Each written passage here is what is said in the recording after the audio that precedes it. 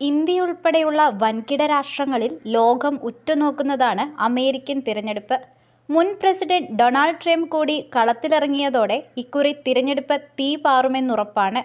എന്തു വില കൊടുത്തും അധികാരം നിലനിർത്തുകയെന്ന ലക്ഷ്യത്തോടെയാണ് പ്രസിഡന്റ് ജോ ബൈഡനും മുന്നോട്ടു പോകുന്നത്. വോട്ട് പിടിക്കാനുള്ള എളുപ്പമാർഗമായി പൂഴികടകൻ പയറ്റിയിരിക്കുകയാണ് പ്രസിഡന്റ് ബൈഡൻ. തിരഞ്ഞെടുപ്പ് അടുത്തതോടെ കുടിയേറ്റക്കാരുടെ വിഷയത്തിൽ നിലപാട് മയപ്പെടുത്തുകയും നിയമപരിരക്ഷയില്ലാതെ രാജ്യത്ത് തുടരുന്ന 5 ലക്ഷത്തോളം അനധികൃത കുടിയേറ്റക്കാർക്ക് പൗരത്വം നൽകാനുമാണ് തീരുമാനം. അമേരിക്കൻ പൗരന്മാരെ വിവാഹം കഴിച്ച അനധികൃത കുടിയേറ്റക്കാർക്കാണ് താമസ അനുമതിക്കും പിന്നാലെ അമേരിക്കൻ പൗരത്വത്തിനും അപേക്ഷിക്കാൻ കഴിയുന്നത്. ഇത്തരത്തിൽ പൗരത്വം നേടണമെങ്കിൽ കുറഞ്ഞത് 10 വർഷമെങ്കിലും അമേരിക്കയിൽ താമസിച്ചിരിക്കണം.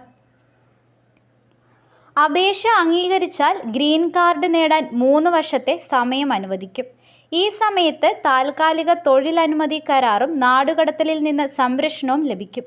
മാതാപിതാക്കളിൽ ഒരാളെങ്കിലും അനധികൃത കുടിയേറ്റക്കാർ ആയതിൻ്റെ പേരിൽ പൗരത്വം ലഭിക്കാത്ത 1/2 ലക്ഷത്തോളം കുട്ടികളും ഈ സംവിധാനത്തിൻ്റെ ഗുണഭോക്താക്കളാകും.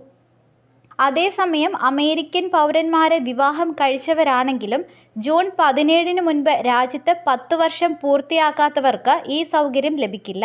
ഇത്തരത്തിൽ പൗരത്വം നേടാനുള്ള അപേക്ഷകൾ ഈ വർഷം തന്നെ സ്വീകരിച്ചു തുടങ്ങും. ഇതിന് എത്ര ഫീസ് ചുമത്തുമെന്ന കാര്യം ഇനിയും തീരുമാനിച്ചിട്ടില്ലെന്നും അധികൃതർ വ്യക്തമാക്കുന്നുണ്ട്.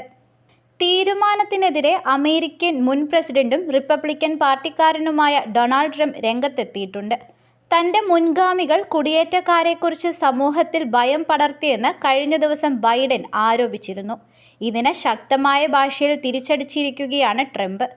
താൻ വീണ്ടും അധികാരത്തിലെത്തിയാൽ ബൈഡന്റെ കുടിയേറ്റ നയം റദ്ദാക്കുമെന്നും പ്രഖ്യാപിച്ചിട്ടുണ്ട്.